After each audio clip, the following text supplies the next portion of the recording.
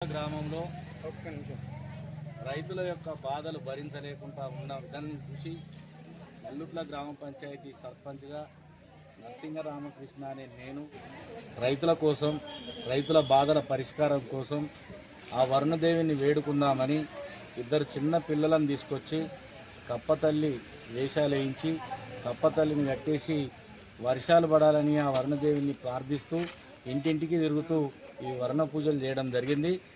ఈ సందర్భంగా ఈ కార్యక్రమానికి గ్రామంలో ఉన్నటువంటి మహిళా సంఘాలు మరియు వార్డు మెంబర్లు, అదేవిధంగా ఉపాధి హామీ కూలీలు, యువకులు పెద్ద ఎత్తున కదిలొచ్చి ఈ కార్యక్రమాన్ని విజయవంతం చేసినారు. ఇది ముఖ్య ఉద్దేశం ఏంటంటే ఇప్పటికే పత్తి గింజలు నాటిన రైతుల పరిస్థితి అగమ్య గోచరంగా ఉన్నది. అదేవిధంగా వరి నాట్లు వేసుకున్న వాళ్ళకు నారు పోసిరు కానీ పొలం దున్ని నాటేయాలంటే భయం అవుతుంది. అసలు కాలం అవుతుందా కాదనే ఎదురుచూపులతో ఉన్న రైతాంగానికి ఎట్టి పరిస్థితుల్లో కూడా ఈ వరుణదేవుడే న్యాయం చేయాలని చెప్పి కోరుతా ఉన్నాం.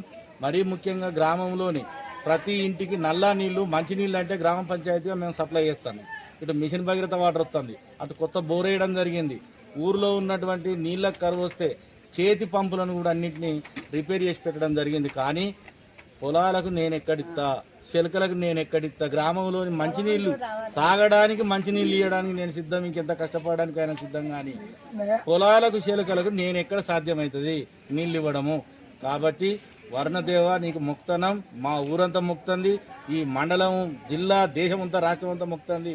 దయించి రైతులను కాపాడే పరిస్థితి మీ చేతుల్లో ఉంది. కాబట్టి వర్షాలు పడాలి, కుంటలు, చెరువులు, వాగులు, వంకలు నిండి పారాలి, పంటలు సమృద్ధిగా వండాలి, ప్రజలు సుభిక్షంగా ఉండాలని చెప్పి మీ దీవెనల కోసం ఎదురు చూస్తూ సెలవు తీసుకుంటున్నాం.